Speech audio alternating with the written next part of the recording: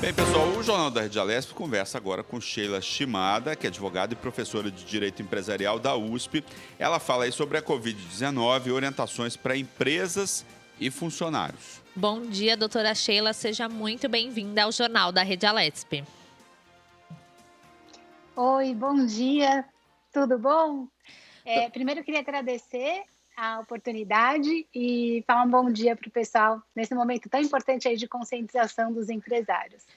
Doutora Sheila, gostaria que explicasse um pouco como as empresas devem agir no caso de um funcionário infectado pela Covid-19. Quais são as ações que devem ser tomadas?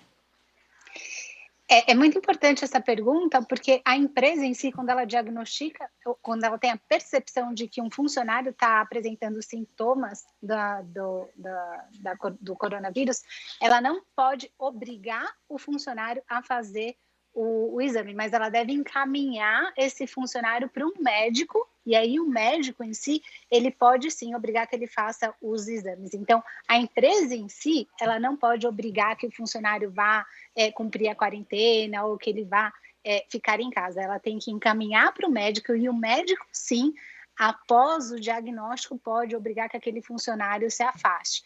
Então, a obrigação de afastamento, ela vem do médico e não da empresa. Isso tem que ficar bem claro. Doutora, as empresas podem determinar a realização compulsória de exames médicos? Não, mais uma vez, essa realização compulsória, ela tem que vir do médico e não da empresa.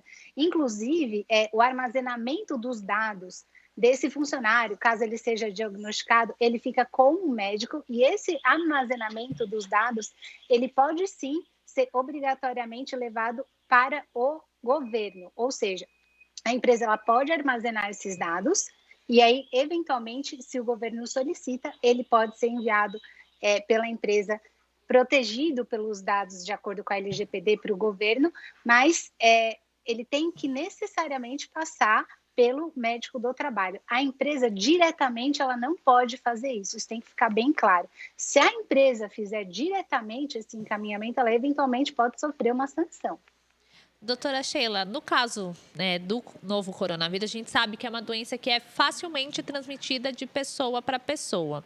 Então, a senhora explicou com relação aos testes. Eu queria saber como que a empresa deve proceder no caso daqueles funcionários que tiveram contato com aquela pessoa que testou positivo. Como é que faz nessa situação?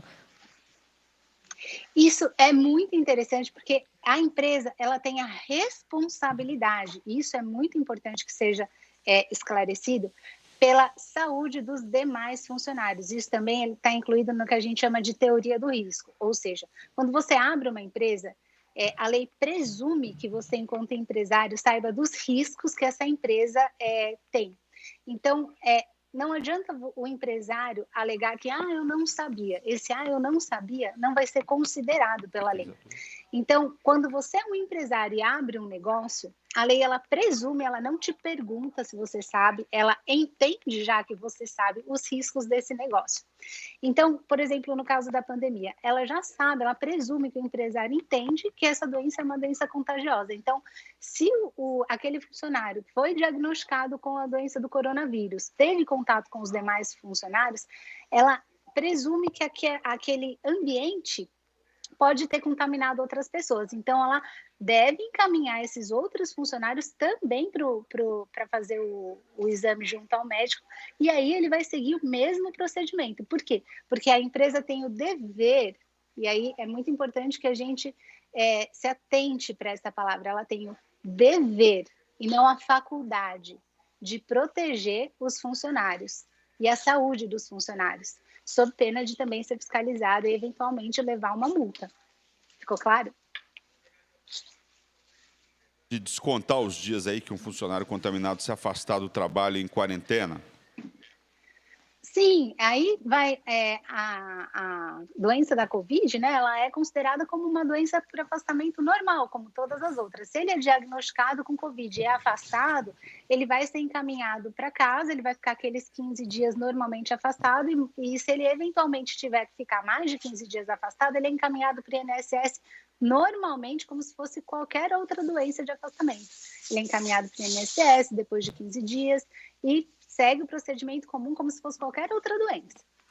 Doutora Sheila, eu acho que um outro ponto que acaba gerando muitas dúvidas, tanto para as empresas quanto para os funcionários, é com relação ao pagamento dos testes. A gente sabe que alguns testes para a identificação do coronavírus têm um preço elevado e que algumas pessoas não podem arcar com esse custo.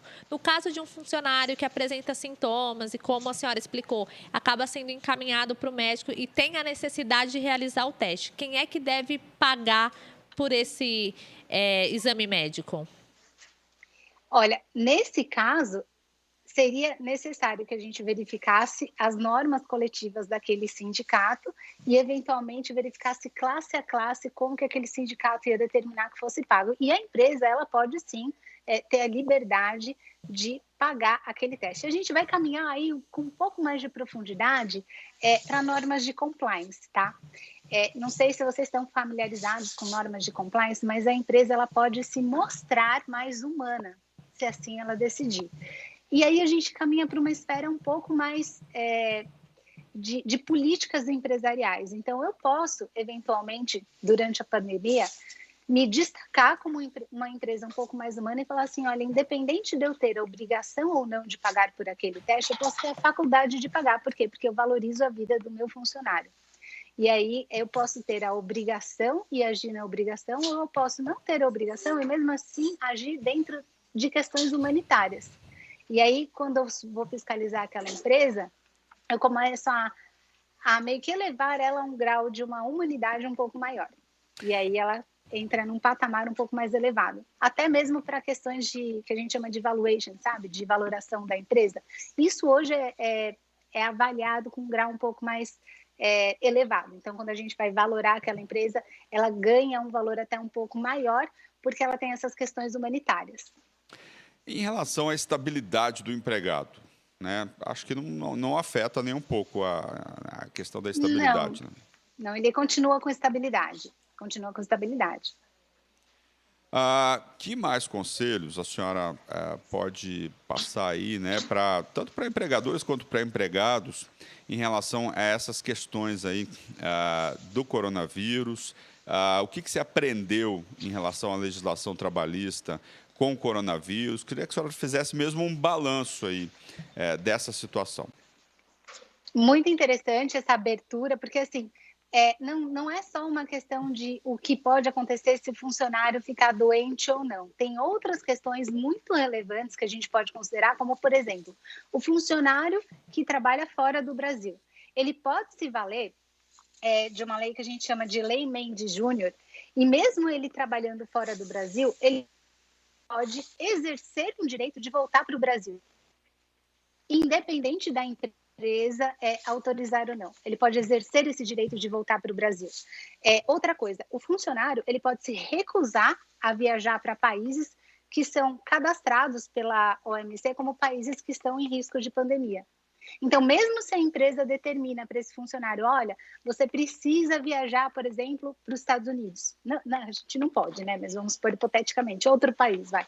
Ele precisa viajar para a China, ou ele precisa viajar para a Europa, ou ele precisa viajar para qualquer país que esteja cadastrado aí pela OMC como país que ainda está com risco de contaminação. Ele pode se recusar e ele não pode, né? Na verdade, ele pode até ser, mas ele não pode ser demitido em função dessa recusa. Ela é uma justa recusa, porque ele está se recusando em função da própria saúde. Outra coisa, na verdade, assim, a gente tem o mundo ideal e a gente tem o mundo real, né? Então, assim, no mundo ideal, que é o mundo da lei, esse funcionário não pode ser enviado para viajar, isso dentro ou fora do país, para locais que estão com risco de contaminação. Então, por exemplo, tem uma cidade que ela está com alto risco de contaminação. Esse funcionário ele não pode ser enviado para trabalhar naquela cidade. Ele pode se recusar também. E ele não pode ser enviado para viajar para outro país também que está com risco de contaminação. Ele pode emitir uma nota de justa recusa. Ele não pode ser demitido por causa disso. Ele não pode sofrer advertência por causa disso. Isso é algo assim muito interessante de ser trabalhado. Inclusive, o empregador, isso aqui já foi falado um pouco anteriormente, mas é interessante ressaltar com um pouco mais de profundidade que o empregador ele deve garantir que o funcionário trabalhe em condições seguras de trabalho. E isso vai também para o home office. Se ele está trabalhando numa cidade que tem alto risco de contaminação, o empregador ele deve garantir esse home office. Então, essas são questões interessantes para serem pontuadas. Se tiver qualquer risco de contaminação, o empregado ele pode se recusar a trabalhar. Doutora Sheila, uma outra questão que gera dúvida é com relação à disponibilização de álcool em gel e máscaras de proteção. A empresa tem a obrigação de disponibilizar ou, como a senhora citou anteriormente, pode ser aquele caso de uma empresa mais humanizada que acaba querendo ajudar os funcionários neste momento tão difícil? Isso também é uma questão interessantíssima, porque os municípios, eles têm os protocolos de reabertura. E dentro desses protocolos de reabertura, a maioria, a grande maioria, elas determinam que nesses protocolos de reabertura sejam disponibilizados não só a questão do álcool gel, mas também a questão do distanciamento e algumas questões de outras determinações de limpeza de maquininha, não só de limpeza de maquininha, mas também de coleta de lixo, de atendimento ao público e até mesmo de distanciamento de períodos para atendimento. Então, assim, você tem a impossibilidade de atender grandes parcelas de público dentro de estabelecimentos comerciais, etc. Então, não só a questão do álcool gel, mas outras medidas de segurança também são adotadas por determinados municípios. E aí é estudar a legislação municipal para observar todas as normas de reabertura, não só do álcool gel. Tá certo. Gostaria de agradecer, então, a senhora pela entrevista aqui no Jornal da Rede Alesp. Muito obrigada, doutora Sheila. Obrigada a vocês. Tchau, tchau.